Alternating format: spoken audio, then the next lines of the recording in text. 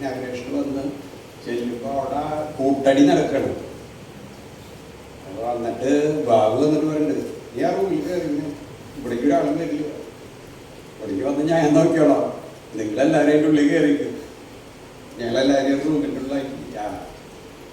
അങ്ങനെയാണ് ബാബുവിനെ തുടക്കം തൊട്ടുള്ള പിന്നെ കൂട്ടായ്മയാണ്. അത് എവിടെ വെച്ച് കണ്ടാലും എന്ത് പ്രശ്നം ഉണ്ടായാലും ഞങ്ങൾ ഇടപെടാന്ന് പറഞ്ഞാൽ അതില് പിന്നെ പിന്നാട്ട് കുഴപ്പമൊന്നുമില്ല. ഇപ്പൊ കൂടെ നിൽക്കണവരൊരാളെയും അവിടെ ഇട്ട് പോരുന്ന ഒരു വിഷയം ബാബുവിനെ സംബന്ധിച്ചില്ല. പ്രത്യേകിച്ച് ഞാനും ആ ടൈപ്പായാലും ഞങ്ങളൊക്കെ ഒരു അച്ഛൻ ചേർന്ന് പോണ ആൾക്കാരാണ്. അത് കാരണം കൊണ്ട് ഞങ്ങളോട് എല്ലാവർക്കും വിരോധമാണ്. കാര്യങ്ങൾ ഞങ്ങൾ പറയും, അത് ആരോടായാലും അപ്പച്ചനോടായാലും ശരിയല്ലെങ്കിൽ ശരിയല്ല എന്ന് പറഞ്ഞില്ലെങ്കിൽ കിടന്നുറങ്ങാൻ പോയി ഉറക്കം കിട്ടില്ല. അപ്പം ഏറ്റുവരും, അതെ ആ പറഞ്ഞത് ശരിയല്ല, അതിലൊരു തിരുത്തുണ്ട്. അങ്ങനത്തെ ഒരു ക്യാരക്ടറായ കാരണം ഒരുപാട് കൂട്ടുകാരെന്ന് പറഞ്ഞ് നടന്നവരൊക്കെ ഒരുപാട് ബാബുവിൻ്റെ ശരിക്കുള്ള കൂട്ടുകാരാണോന്ന് വരെ എനിക്ക് ഞാൻ പലപ്പോഴും അവരോട് ചോദിക്കാറുണ്ട്. എൻ്റെ കൂട്ടുകാരെന്ന് പറഞ്ഞ് നടക്കുന്നത് ഇതിൻ്റെ യഥാർത്ഥ കൂട്ടുകാർ തന്നെയാണ്. ഇതൊന്നത് പുനഃപരിശോധിക്കുന്നത് നല്ല അവിടെ എപ്പോഴും ബാബുവിനോട് അങ്ങനെയാണ്. ഞാൻ ഞങ്ങളെ രാവിലെയാണ് എന്താ വിശേഷം ചോദിച്ചു കഴിഞ്ഞാൽ നിന്റെ കൂട്ടുകാരൊന്നുമില്ല ഇപ്പോൾ ഈ ഒരു ഇതിൽ തുടങ്ങി ഞങ്ങൾ. പിന്നെ സുഹൃത്തുക്കൾ എന്ന് പറഞ്ഞാൽ എല്ലാ വിഷമങ്ങളും എപ്പോഴും എന്തായാലും അങ്ങനെ പറയാനുള്ള ആൾക്കാർ ഞങ്ങൾ എപ്പോഴും കൈമാറാറുണ്ട്. ഒരുപാട് സമയം എത്ര ധൃതിയുണ്ടെങ്കിലും ആ ബുക്ക് സെൻ്ററിലൊക്കെ ശക്തനിലിരിക്കുന്ന സമയത്ത് അവിടെയൊക്കെ ചെന്ന് ഇരുന്ന് കഴിഞ്ഞാൽ ചിലപ്പോൾ എത്രയോ മണിക്കൂറുകൾ പോണത് ഒരിക്കലും അറിയാറില്ല. അങ്ങനെ ഇരിക്കുക അങ്ങനെ. പിന്നെ അടയ്ക്ക് ഞാനെന്നെ എവിടെ ബസ് സ്റ്റാൻഡവിടെ ഒന്നുമില്ല.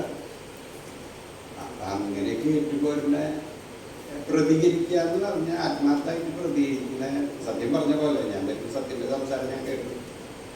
കട്ടൻഡറിയായിട്ട് ആരുടെ മുഖത്ത് നോക്കിയിട്ട് അതിപ്പോൾ സ്വന്തം വീട്ടിലായാലും അങ്ങനെയൊക്കെ തന്നെ ആവുമെന്ന് ഞാൻ വിചാരിക്കുന്നു. ഒരു കാര്യസാധ്യത്തിന് വേണ്ടിയിട്ട് ശരിയല്ല എന്ന് പറയാൻ ബാബു ഒരിക്കലും നിൽക്കണ ആളല്ല എന്ന് എനിക്ക് 100% ഉറപ്പാണ്. ഞങ്ങൾ പല വിഷയത്തിലും പോയിട്ട് പല കാര്യങ്ങൾക്കും ഒരുമിച്ച് ഇടപെട്ടുള്ള ആൾക്കാരായിരുന്നു. ഞങ്ങളുടെ തീരുമാനത്തിനൊന്നും പിന്നിലേക്ക് വെക്കില്ല, മുന്നിലേക്ക് ഒരു അടി മുന്നോട്ടുള്ള പിന്നിലേക്കില്ല. പക്ഷെ അതൊക്കെ എതിരാളികളെ കാണുന്ന പോലെ പ്രസ്ഥാനത്തെയും മറ്റ് സംഘടനകളെയും ഒരുപാട് വ്യക്തികളെയും പിന്നീട് അത് നമുക്കൊരു വേറെ രീതിയിലുള്ള അനുഭവങ്ങൾ ഉണ്ടായിട്ടൊക്കെ തളർന്നു പോയിട്ടുള്ള ആൾക്കാരിലും പെട്ടാളെങ്കിലും പാടും അവസാനം ഒക്കെ ഇതിനകത്തും ഷെയർ ചെയ്യുന്ന കാര്യങ്ങളാണ്. നമ്മൾ ഇത്രയ്ക്കോ കഷ്ടപ്പെട്ടു, നമ്മൾ കാരണം അവിടെ എന്തെങ്കിലും നടന്നു, നമുക്ക് എന്തെങ്കിലും നടന്നു, ഒന്നും നടന്നു, നമ്മുടെ സമയം കഷ്ടപ്പാട് വെറും കണക്കിലായിരുന്നു. അങ്ങനെയാണ് ആളെല്ലാ ടോപ്പിൽ അവസാനം പറഞ്ഞിട്ടുള്ളത്. വിധി എന്ന് പറഞ്ഞിട്ട് നടക്കും, ഞാൻ കൊണ്ടാ പോകും. അപ്പം ബാബുവിനെ കുറിച്ച് പറയുമ്പോഴൊക്കെ ഈ സത്യം പറഞ്ഞ പോലെ തന്നെ അവൻ്റെ ഫിനാൻഷ്യൽ ബാക്ക്ഗ്രൗണ്ട് ഒരു ഇത്തിരി കഷ്ടപ്പാടിലേക്കൂടെ കടന്നുപോയ കാലഘട്ടങ്ങളിൽ ഇതിനൊക്കെ ഒരു മാറ്റം ഉണ്ടാവണമെങ്കിൽ മകന് അല്ലെങ്കിൽ കുടുംബത്തിന് ഉണ്ടാവണമെങ്കിൽ എന്തെങ്കിലുമൊക്കെ ആയി വരുന്ന ഇതിനൊരു മാറ്റം നമ്മൾ പ്രതീക്ഷിക്കുന്നു. ഈ അവസരത്തിൽ ബാബുവിൻ്റെ ഈ സ്മരണയ്ക്ക് മുമ്പിൽ നമ്മളെല്ലാവരും കൂടി ഇതൊക്കെ ഓർത്ത് പറയുമ്പോൾ എൻ്റെ മനസ്സിൽ തോന്നുന്നത് നമ്മൾ ഈ ഓർത്ത് പറയാനായിട്ട് നോക്കാണ്ട് ഉള്ള സമയത്ത് നമുക്ക് എന്തെങ്കിലും ചെയ്യാൻ കഴിയും. എല്ലാവരും തുല്യ ദുഃഖിതരാണ്. എന്തിനാ ആർക്കും അങ്ങനെ എന്തെങ്കിലും ഒരു സഹായം ചെയ്യാൻ പറ്റുന്ന ഒരു തൊഴിലോ തൊഴിൽ സ്ഥിരതയോ അങ്ങനെയൊന്നും ഇല്ലാത്ത വ്യക്തികളായാലും എല്ലാവരും ഓട്ടത്തിലാണ്, ജീവിക്കാൻ വേണ്ടിയിട്ടുള്ള ഓട്ടത്തിൽ. ആ ഒരു ഓട്ടത്തിനുള്ളിൽ ബാബു കൂടി.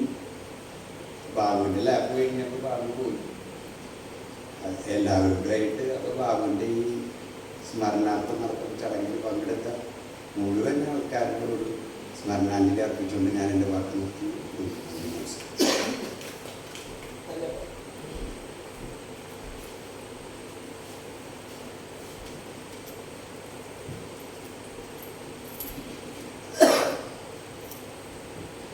പ്രിയമുള്ളവർ,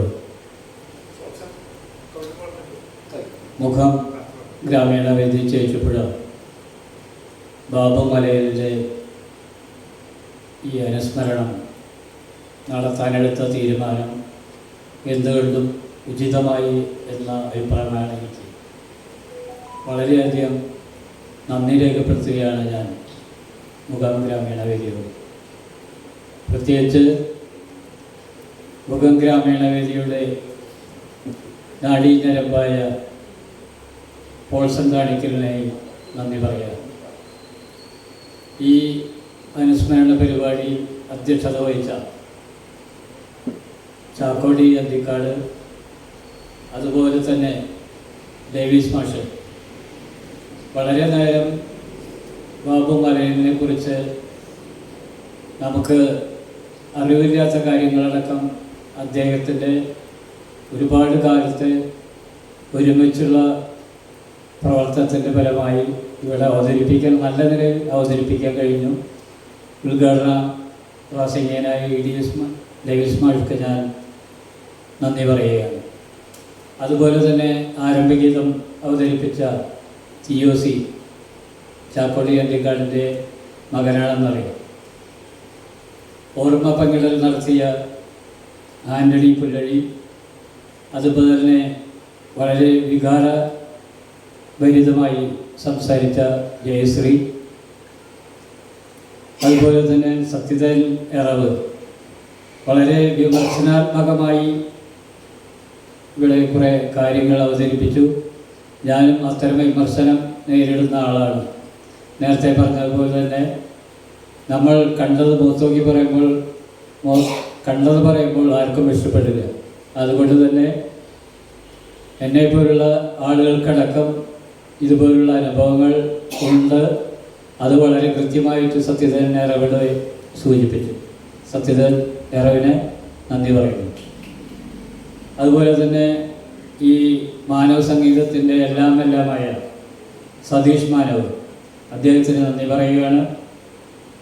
അതുപോലെ തന്നെ അജയൻ വലിയപുരയ്ക്കൽ, ജോസഫ് സാറ്, സജിത്ത്, കൃഷ്ണകുമാർ, ഇവിടെ വന്നിരിക്കുന്ന എല്ലാവർക്കും, ഈ പരിപാടിയിൽ പങ്കെടുത്ത എല്ലാവർക്കും ഒരിക്കൽ കൂടി നന്ദി പറഞ്ഞുകൊണ്ട് ബാബു മലയിലെ ഈ ഓർമ്മയിൽ ആദരാഞ്ജലികൾ അർപ്പിച്ചുകൊണ്ട് ഞാൻ എൻ്റെ ചെറിയ വാക്കുകൾ നിർത്തുന്നു.